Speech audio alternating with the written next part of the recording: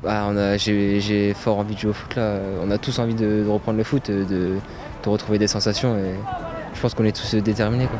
Les footballeurs sont de retour à l'entraînement après une saison dernière écourtée à cause de l'épidémie de Covid-19. Les équipes professionnelles se préparent pour l'exercice 2020-2021. Dans quelles conditions sanitaires, sportives, mais aussi budgétaires? Réponse dans quelques instants. On a suivi la reprise du Red Star. Et pour en parler, on sera avec un ancien joueur de l'équipe de France, Steve Marlet. Déconfinement, reprise cadrée pour les footballeurs, c'est notre dossier d'actu.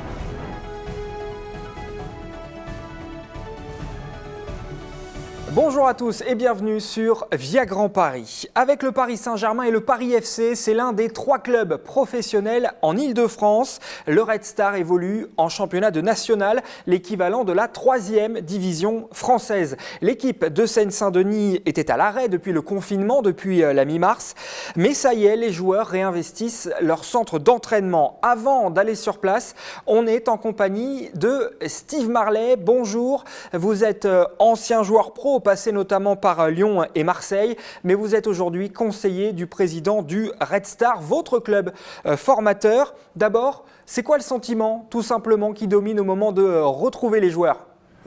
Très heureux de pouvoir reprendre et de pouvoir retrouver un peu tous les joueurs, les nouveaux et les anciens de la saison dernière, de retrouver le staff et tous les gens qui nous ont accompagnés la saison dernière. Donc c'est vrai que cette coupure a créé un peu un grand vide, même si on s'est vu à travers des portails genre Zoom ou Teams, mais on ne s'était jamais encore revu sur le site. Et là, c'est vraiment un grand bonheur de retrouver tout le monde.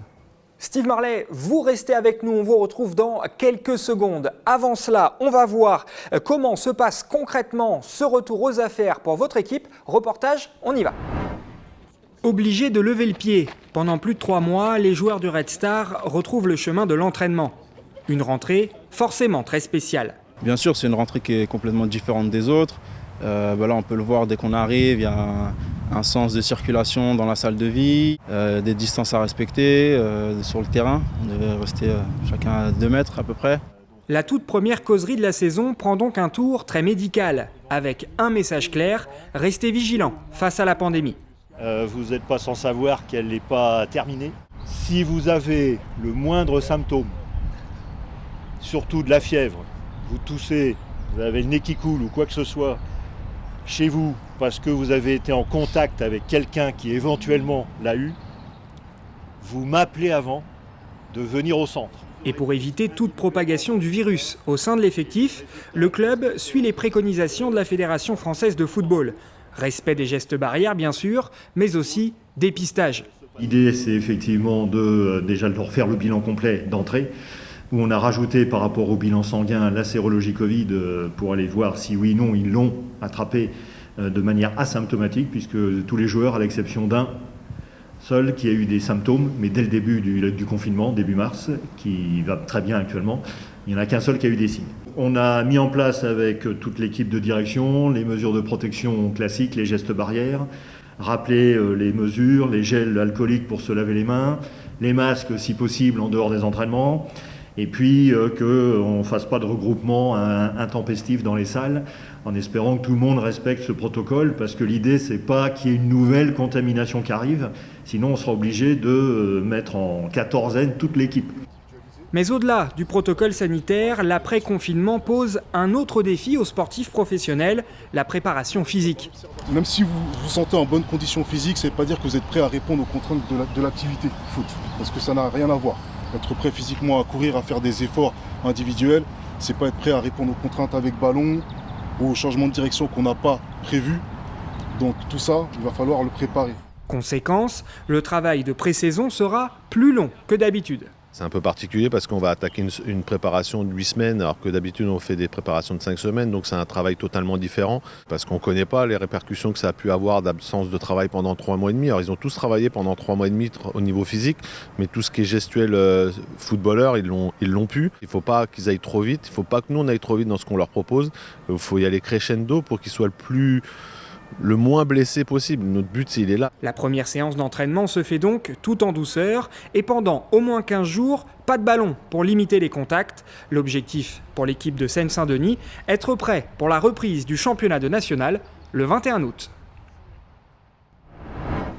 Et pour continuer à parler de la reprise des équipes de football, on est toujours en compagnie de Steve Marlet, conseiller du président du Red Star. Alors on le voit dans le reportage, la reprise se fait évidemment dans un cadre sanitaire très précis. Est-ce que pour vous aussi, du côté de la direction, la manière de travailler a changé? Je pense notamment au recrutement, parce qu'il y a pas mal de joueurs qui sont arrivés. Non, ça n'a pas vraiment changé dans le sens où les joueurs que nous avons fait signer, on les connaissait déjà, donc on les avait observés déjà la saison passée. Du coup, ça n'a pas vraiment changé les habitudes. Ce qui a vraiment changé, c'est juste les rendez-vous. Les rendez-vous qui étaient, comme on dit, en présentiel, on les a fait à distance. Mais autrement, je vous dis, les habitudes, elles n'ont pas véritablement changé. C'est toujours un coup de fil à un agent, on parle du joueur, le joueur on le connaît, si on ne le connaît pas, on l'a observé en vidéo, et puis derrière, on enchaîne avec la signature. Un mot sur les conséquences économiques de la crise sanitaire. Je précise que la saison dernière, le championnat de national s'était arrêté le 14 mars à 9 matchs de la fin officiellement prévue. Ça laisse quel stigmate sur les finances de votre club ? Alors nous, au Red Star, on a la chance d'avoir des groupes de supporters qui nous suivent. Et donc on fait quasiment guichet fermé à chaque rencontre à domicile. Donc effectivement, la billetterie a un impact dans notre budget. Du coup, on s'est privé de 4-5 matchs à domicile. Ça a une grosse répercussion sur le budget. On le ressent aussi dans le recrutement, puisqu'on a essayé de faire beaucoup de coups. C'est-à-dire qu'on a été chercher des joueurs de National 1, forcément, c'était notre division, mais on a été chercher aussi des joueurs de N2 et de N3. On fait confiance aussi aux jeunes de la réserve. Donc là aussi, voilà, ça a changé un petit peu nos habitudes, mais c'est bien parce on s'est un peu recentré sur la région. La chance qu'on a, nous, à Paris, c'est quand même on a un bassin de population important. On a beaucoup de clubs qui jouent au niveau national, National 2, National 3.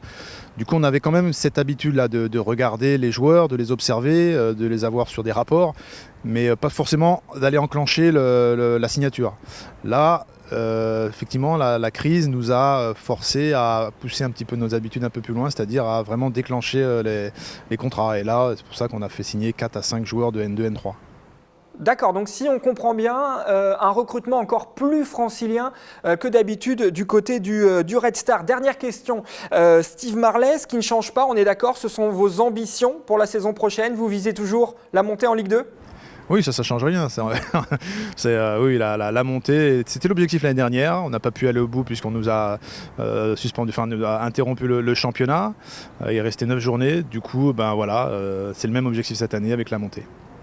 Merci beaucoup Steve Marlet d'avoir répondu à nos questions. Je précise qu'au moment de la suspension du championnat en mars dernier, vous étiez 5e du championnat à seulement 5 points de la 2e place pour monter d'une division. On souhaite évidemment bonne chance au Red Star pour la saison à venir. C'est la fin de ce dossier foot. Si vous voulez réagir, commenter, n'hésitez pas à nous rejoindre sur les réseaux sociaux, Facebook, Instagram, Twitter ou encore LinkedIn. Prenez soin de vous. Moi, je vous dis à très vite sur Via Grand Paris. Salut!